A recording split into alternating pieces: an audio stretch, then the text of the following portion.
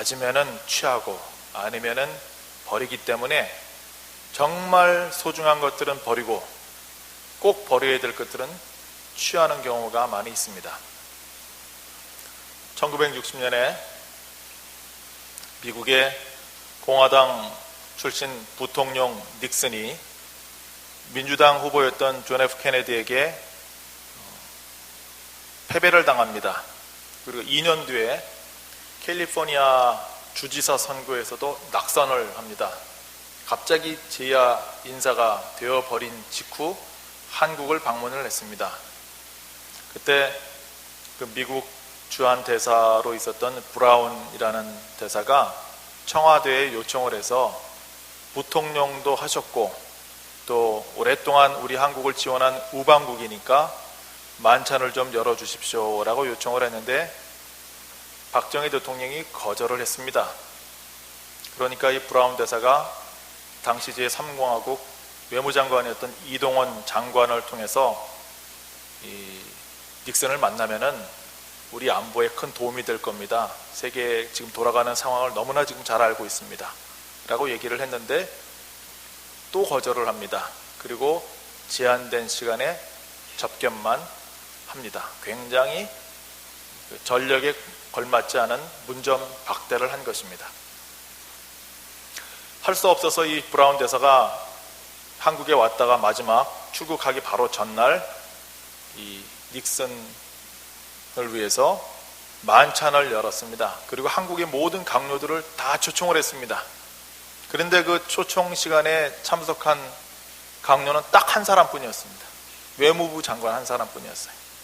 왜냐하면 같은 날 같은 시각에 박정희 대통령이 한국 강요들을 몽땅 다 소집을 해서 청와대에서 만찬을 열었기 때문에 그러니까 이 닉슨을 굉장히 홀대한 것입니다. 그리고 얼마 안 있다가 1968년에 닉슨 부통령이 미국 대통령으로 선출이 됐습니다. 누가 제일 놀랐겠어요? 박정희 대통령이 제일 놀랐습니다. 상상도 할 수 없었던 일이 벌어진 겁니다. 닉슨이 대통령이 되자마자 제일 먼저 한 일이 닉슨 독트린을 발표합니다. 네 나라는 니네들이 지켜라. 그리고 주한미군 철수를 공포를 합니다. 그때 제일 마음에 달았던 사람이 박정희 대통령입니다. 정상회담을 빨리 열게 정식 외교 채널을 가동시켜라. 그럼 만나주겠습니까? 안 만나줘요. 받아들여질 리가 없는 것입니다. 한계 있는데. 그래서 가능한 한 모든 외교 수단을 동원해서 닉슨 좀 만나게 해달라고 애걸애걸을 합니다. 근데 모두 다 거절당합니다. 묵살당하는 거예요. 근데 어떻게 목구멍이 포도청이니까 살 수가 없잖아요. 그러지 않고는. 미국 도움이 없이는 우리는 존재할 수도 없는 상황이니까 그냥 어떻게 할 수 없으니까 계속 요청하는 거예요. 좀 살려달라고, 좀 만나게 해달라고.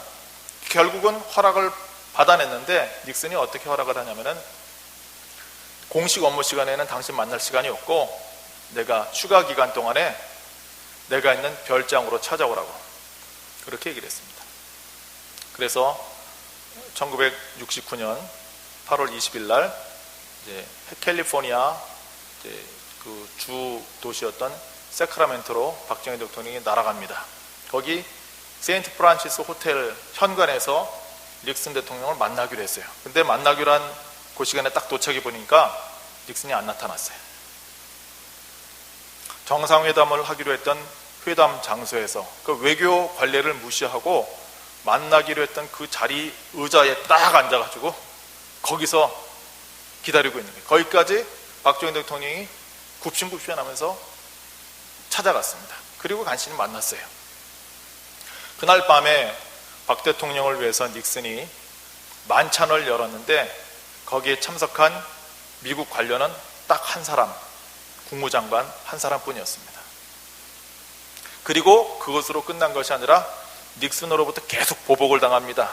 그러다가 1971년 3월 27일 날 미국 제7사단이 한국에서 몽땅 다 철수해버리고 맙니다.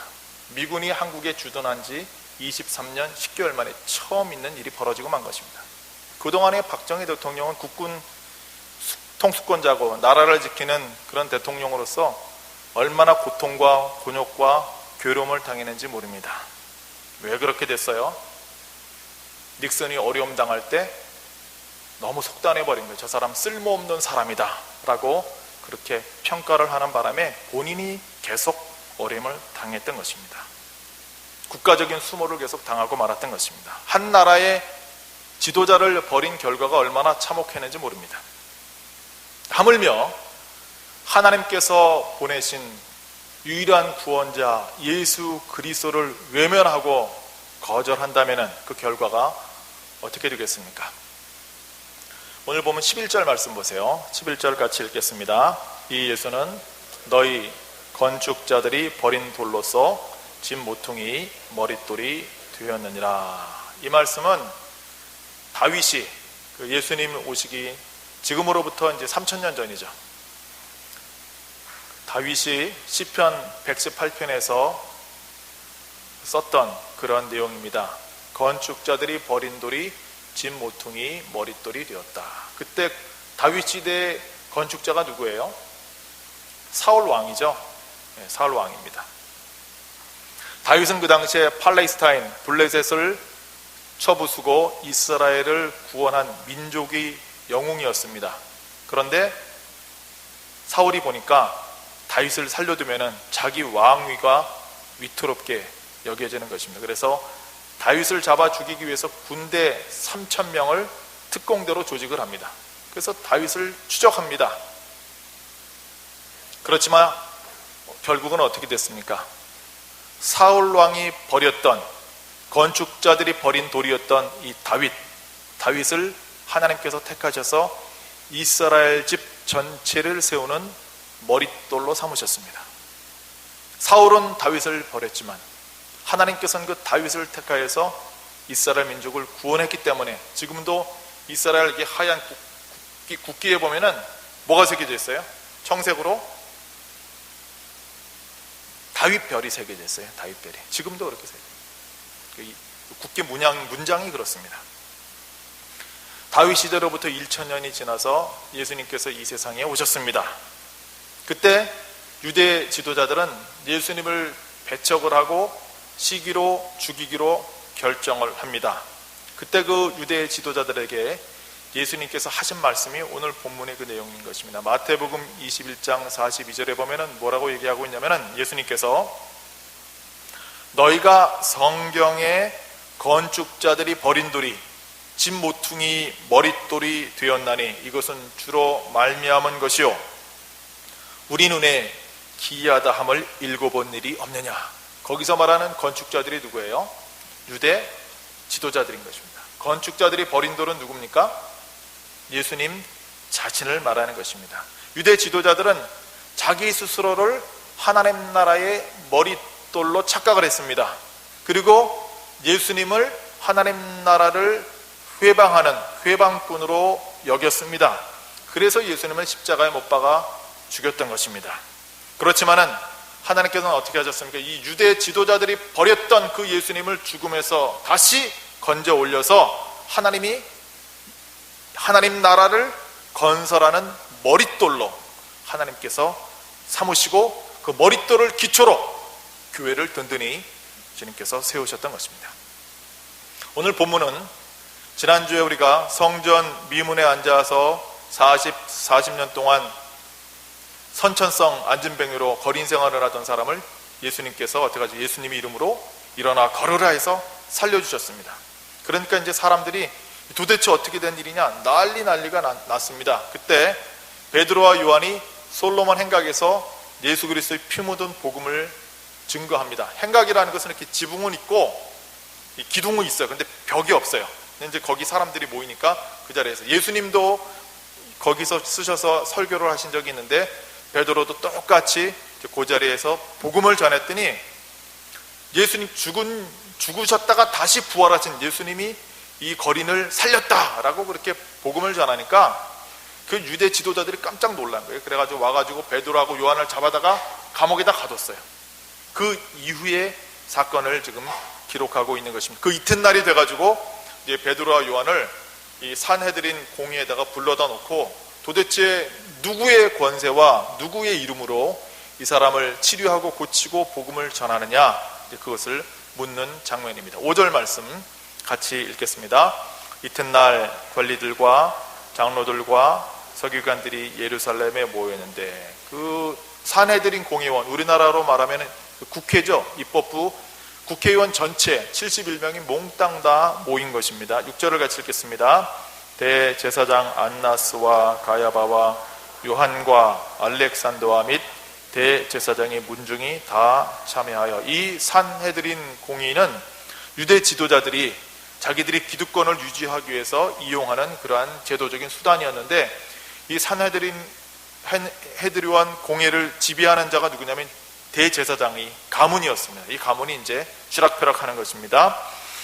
7절을 같이 읽겠습니다. 사도들을 가운데 세우고 묻되 너희가 무슨 권세와 누구의 이름으로 이 일을 행하였느냐. 이 사람들은 이제 자기들이 입지를 흔든다 하면은 그 사람을 가만히 두지 않고 율법으로 올가매가지고 하나님의 이름으로 제거를 하는 일을 했던 것입니다. 그 실제적인 예가 예수님을 십자가에 못 박아 죽였던 일인 것입니다. 이들이 했던 일이 뭐예요? 예수님을 신성 모독죄로 자기 하나님의 아들이라고 말한다 이거예요. 그래서 예수님을 신성 모독죄로 뒤집어 씌워서 결국은 예수님을 제거를 했는데, 그 예수님, 나사렛 예수가 다시 살아나서 이 사람을 고쳤다라고 이 사도들이 복음을 전하니까 자기들이 입지가 점점 줄어들 거 아니에요. 큰 죄인이 돼버리니까. 그래서 이 소환을 해가지고 지금 신문을 하는 거예요. 근데 반원형으로 돼 있어요. 이렇게 반원형으로 돼가지고 가운데다가 두 사도를 세우고 삥 둘러가지고 쳐다보면서 이제 신문을 하니까, 보통 사람들은 그 분위기하고 그 상황에 권위에 압도돼가지고 위축될 수밖에 없는 거예요. 그냥 이 사람들이 심기를 거드리면 안 되니까 알아서 그냥 길 수밖에 없는 그런 상황이었습니다. 웬만한 사람이라면 주눅들 수밖에 없는 상황인데, 베드로와 요한은 전혀 달랐습니다. 왜 그랬을까요? 성령이 충만했기 때문이라고 말을 하고 있습니다. 8절 말씀 같이 읽겠습니다. 이에 베드로가 성령이 충만하여 이르되 백성이 관리들과 장로들아.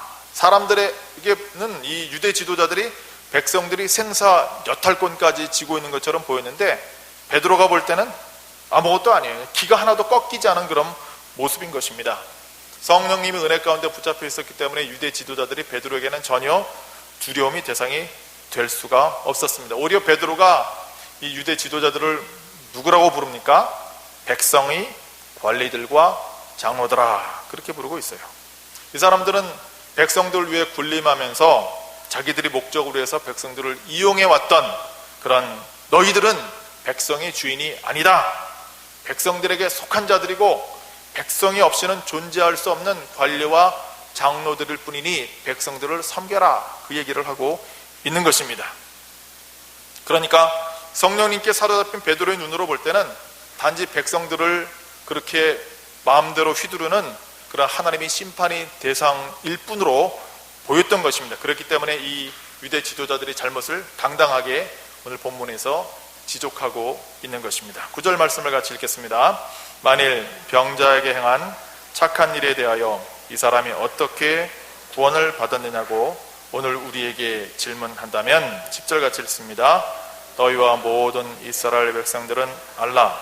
너희가 십자가에 못 박고 하나님이 죽은 자 가운데서 살리신 나사렛 예수 그리스도의 이름으로 이 사람이 건강하게 되어 너희 앞에 섰느니라. 베드로는 주저없이 말합니다. 너희들이 십자가에 못 박은 그 예수 그리스도, 그렇지만 하나님께서 다시 죽은 자 가운데서 살리신 그 예수님이 이름으로 이 병자가 고침을 받고 우리가 이렇게 복음을 전한다 라고 당당하게 답변을 하는 것입니다. 무슨 얘기예요? 너희들이 바로 예수 그리스도를 죽인 죄인들이다, 그렇게 고발하는 것입니다. 아무리 거룩하게 보이는 성의를 입고 대제사장이고 서기관들이라고 하는 그러한 거룩한 직책을 갖고 있을지 몰라도 하나님이 종 예수 그리스도를 거스린 하나님을 대적하는 죄인에 불과하다, 그 얘기를 하는 거예요. 빛으로 오신 예수 그리스도, 영원한 진리신 예수 그리스도를 죽이고 멸절을 해도 하나님께서는 죽음 가운데서 예수 그리스도를 부활시키시고 다시 살리셔서 만백성이 생명을 주시는 구원자로, 생명의 근원으로 하나님께서 머릿돌로 택하셨다라는 그 얘기를 하고 있는 것입니다. 그 예수 그리스도께서 40년 동안 안진병이 됐던 이 사람을 영육을 고치시고 치료하셨다는 얘기입니다. 왜 그렇습니까? 죽음 권세를 깨뜨리고 일어나신 유일한 분이시기 때문에 그런 것입니다. 베드로는 이 답변의 마지막을 11절, 12절에서 이렇게 마무리하고 있습니다. 같이 읽겠습니다. 이 예수는 너희 건축자들이 버린 돌로서 집 모퉁이 머릿돌이 되었느니라. 다른 이로서는 구원을 받을 수 없나니 천하 사람 중에 구원을 받을 만한 다른 이름을 우리에게 주신 일이 없음이라 하였더라. 베드로는 유대 지도자들을 건축자들이라, 예수 그리스도를 버린 건축자들이라고 말을 하면서 당신들이 버린 그 예수 그리스도만이 인간의 생명을 살리는, 그리고 하나님 나라 전체의 집 모퉁이 돌이다, 그렇게 증언하고 있는 거죠. 어떤 인간도 참된 머릿돌이 될 수 없고 오직 예수 그리스도만이 유일한 구원의 이름이라고 증언하고 선포하는 것입니다. 유대 지도자들 당신들도 예수 없이는 절대로 구원받을 수 없다고 얘기를 하는 것입니다.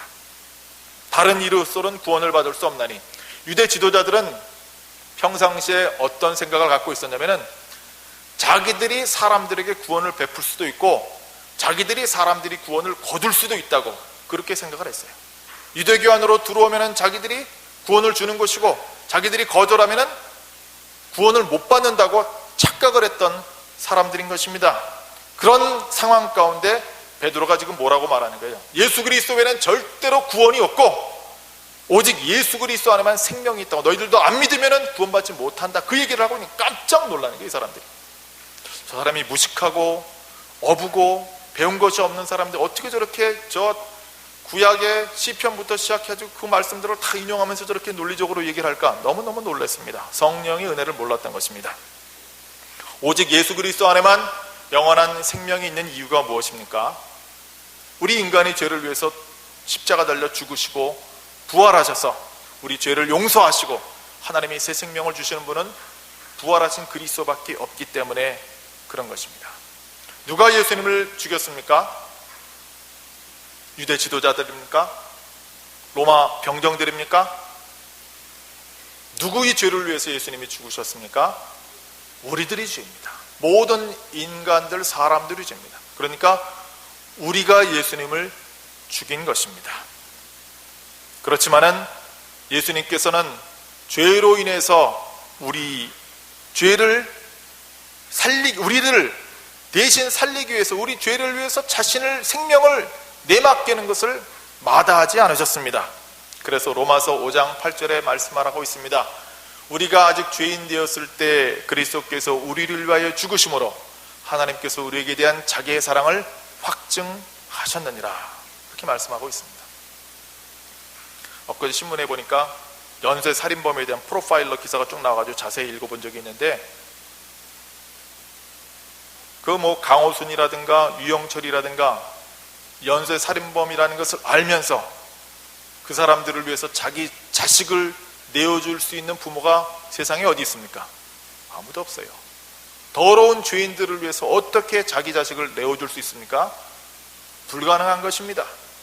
그런데 그 일을 하나님 아버지께서는 하신 겁니다. 우리와 같이 사악한 죄인들을 위해서 주님께서 자신이 생명을 아낌없이 쏟아 부어주셨습니다. 그때 예수님께서 이 세상에 오셨을 때 아무 생각 없이 그냥 단지 충동적으로 우리를 위해서 자신의 생명을 바친 것이 아닙니다.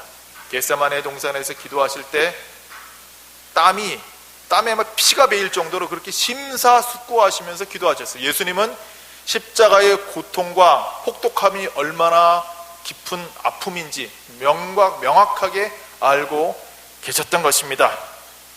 그렇지만은 그 참혹함을 알면서도 우리를 살리기 위해서라면은 유일한 길이기 때문에 자신의 생명을 내어 맡기고 죽음을 수용하시고 그대로 받아들이셨던 것입니다.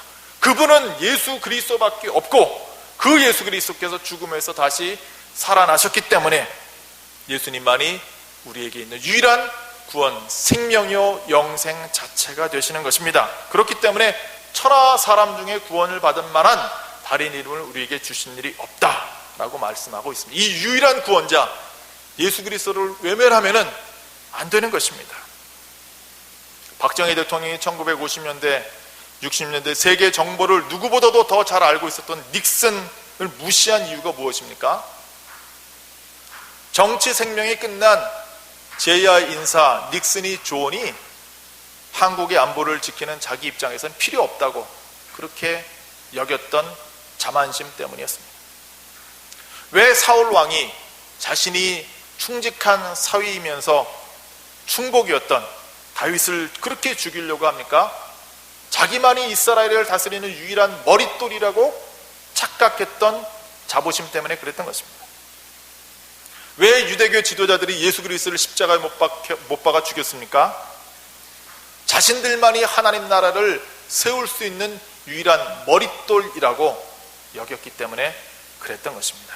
사람들은 보통 똑똑하다고 생각할수록, 가진 것이 많다고 여길수록, 자기 직책이 높다고 생각할수록 스스로 자기 자신이 인생의 머릿돌이 된다고 착각을 하면서 살아갑니다. 그래서 어리석음을 범하게 되는 것입니다. 인간이 자기 스스로 머릿돌이 된다는 것이 가능합니까? 불가능한 일을 하고 있는 것입니다. 결국 박 대통령은 자신이 우습게 여겼던 닉슨으로부터 여러 번 보복을 당하다가 자신이 그토록 믿었던 신복 정보부장에게 의해서 피살을 당하고 맙니다. 사울 왕도 자기가 그토록 신임했던 그 특공대 군대들과 자신이 이를 이어서 왕이 되리라고 생각했던 세 아들이 한꺼번에 몰살당하는 것을 보면서 자신도 자살로 생애를 끝마치고 맙니다. 예수 그리스도를 버린 유대 지도자들은 어떻게 되었습니까? 성자 하나님을 못 박아 죽여버린 그런 가장 어리석고 사악한 무리의 대명사로 하나님께서 계시록에서 사탄의 회라고 그렇게 대대로 명칭을 받는 그런 무리들로 전락해버렸던 것입니다. 인간은 어느 때에도 자기 스스로를 위한 머릿돌도 될 수 없고 남들을 위한 머릿돌도 될 수는 없고 더더욱 하나님 나라를 위한 머릿돌이 된다는 것은 있을 수도 없는 일인 것입니다. 죽을 수밖에 없는 인간이 누구를 위한 머릿돌이 된다는 거예요? 말도 안 되는 거 아닙니까? 머릿돌이 될 수 없는 돌이 머릿돌 자리에 앉아있으면 어떻게 돼요? 건물이 하중이 꽉 눌러가지고 으스러뜨려 버리는 것입니다. 오직 죽음을 이기시고 부활하신 예수 그리스도만이 우리 인간을 위한 머릿돌이 되시고 하나님 나라를 위한 머릿돌이 되신다는 사실을 믿으시기 바랍니다. 우리는 그것을 믿는 것입니다. 그렇지만은 많은 사람들이 예수님을 머릿돌로 믿는다고 하면서도 삶의 현장에 나가서는 자기 자신을 머릿돌로 삼기 때문에 예수님을 버리는 생활을 하고 살아갑니다. 우리 가정에서는 어떻습니까? 가족 관계에서, 친척과의 관계에서, 형제와의 관계에서는 어떻습니까? 예수 그리스도를 정말 머릿돌로 삼고 생활하십니까? 교회 안에서만 예수 그리스도를 머릿돌로 삼고 살아간다는 것은 이미 가정에서 예수님을 버린 사람들이라는 뜻입니다. 만약 우리의 일터에서 예수 그리스도가 우리의 머릿돌이 되지 않는다면 우리는 직장에서 예수 그리스도를 버린 자들에 불과합니다. 물론 예수 그리스도를 버리면은 유익한 점이 있습니다. 우리의 욕심을 보다 쉽게, 보다 빠르게 이룰 수는 있습니다. 그렇지만 그 모든 것들은 한순간에 무너져 버리고 마는 것입니다. 왜 그렇습니까? 스스로 머릿돌이 되려고 하기 때문에 그런 것입니다. 오늘 우리는 뉴스를 통해서, 인터넷 정보를 통해서, 매스미디어를 통해서 매일 그런 기사를 보지 않습니까? 스스로 인생이 머릿돌이 되려고 했던 개인, 집단, 기업, 모든 공동체가 한순간에 몰락하는 기사들을 매일매일 쏟아져 보고 있습니다. 오직 예수 그리스도만이 영원한 머릿돌임을 인간의 역사와 교회 역사는 동시에 증명하고 있지 않습니까? 이 사실을 정말 아는 사람들은 우리 손으로 버렸던 그 예수 그리스도를 다시 자신의 인생의 머릿돌로 생활 속에서 회복시켜야 되는 것입니다. 박 대통령은 자기가 버렸던 닉슨에 의해서 보복을 당했습니다. 그렇지만 예수 그리스도는 결코 보복하지 않으시는 분이십니다. 우리가 버렸던 예수 그리스도께서는 오히려 우리가 예수님을 인생이 머릿돌이, 우리들의 인생이 머릿돌이 되시려고 오늘 이 순간의 말씀으로 다시 우리에게 찾아와 주시는 분이시기 때문에 그렇습니다. 하나님 보좌 우편에 부활하여 살아 역사하시며 앉아 계시는 예수 그리스도께서는 누구든지 자신을 인생이 머릿돌로 삼는 자들을 다시 은총으로 새롭게 하시는 그러한 분이십니다. 물거품처럼 허망하게 없어져 버린 자기 욕망을 따라서 예수 그리스도를 버려버리는 어리석음을 버리고 우리가 버렸던 그 예수 그리스도를 다시 우리의 삶의 머릿돌로 삼는 사람, 그런 사람들이 지혜로운 자들이 되는 것입니다. 자신을 섬기기 위해서 자신을 머릿돌로 삼았던 그 자기를 부인해버리고 오히려 예수 그리스도를 머릿돌로 삼는 인생은 영원한 집으로 세워지는 것입니다. 그 증거가 어디에 있습니까? 베드로입니다. 2000년 전에 갈릴리 호숫가에서 가난한 어부로 인생을 살다가 마칠 수밖에 없었던 베드로가 예수 그리스도를 자기 인생이 머릿돌로 삼고 생활하게 되자 결국 하나님께서는 그를 세워서 인류와 세계를 새롭게 하시는 위대한 사도의 반열에 그를 세워 놓으셨던 것입니다. 그리고 지금 산헤드린 공의 그 자리에 같이 베드로 앞에 서 있는 그 거린, 40년 동안 안진병이 됐던 그 거린이 예수 이름으로 고침받아서 내가 구원받았다고, 그 이름으로 살았다고 명백한 증거로 사람들 앞에 증언하고 있는 그 거린도 똑같은 확실한 증거인 것입니다. 거린을 치유하신 예수 그리스도, 베드로를 위대한 사도로 삼으신 예수님께서는 지금 우리와 함께 계십니다. 그 예수 그리스도를 생활 속에서 인생이 머릿돌로 삼고 우리가 속해 있는 가정과 일터와 소속된 모든 공동체에서 하나님의 영광을 선포하시는 하나님의 통로가 되시기를 주의 이름으로 축원합니다. 기도하겠습니다. 은혜로우신 하나님 아버지,